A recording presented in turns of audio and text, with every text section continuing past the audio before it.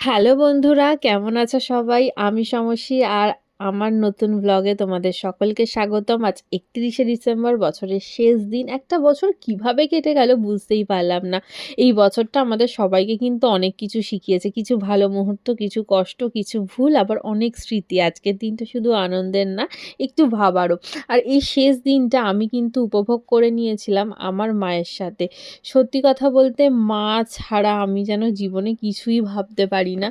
আজকের দিনটা কাটছে আমার প্রিয় মানুষদের সাথে, আমার মায়ের সাথে। আর এই ছোট, ছোট মুহূর্তগুলোই তোমাদের সাথে তুলে ধরেছি। 31st এর বিকেলটা শুরু হয়েছে কিন্তু মায়ের হাতে আমুদি মাছ ভাজা, বরের হাতে চিকেন পকোড়া আর মায়ের হাতের এই গরম, গরম কফি দিয়ে। প্রত্যেক বছরই আমরা বন্ধুদের সাথে বা নানানজনদের সাথে এই পিকনিক করে থাকি বা সময় শেয়ার করে থাকি। কিন্তু যত বড় হচ্ছি তত মনে হচ্ছে মায়ের সাথে আরেকটু সময় কাটাতে ভালো লাগছে। তো তাই জন্য ভাবলাম এই বছরটা মায়ের সাথে শেয়ার করব।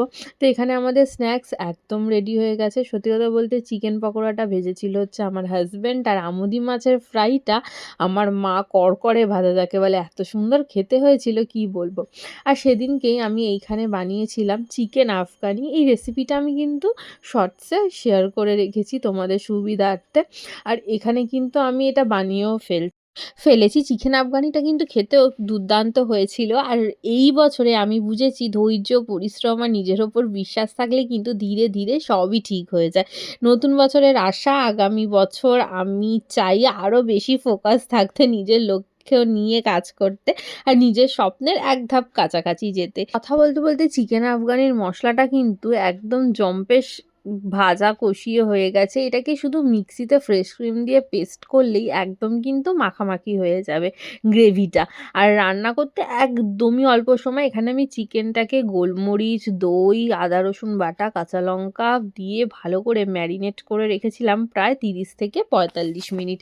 আর মশলাটা করতে কিন্তু একদমই বেশি সময় লাগবে না। যেই ভাজা, ভাজা হয়ে একটু ঠান্ডা করে নিই, যেটা যেটা আগে বললাম ফ্রেশ ক্রিম দিয়ে একটু জাস্ট পেস্ট করে নেবো।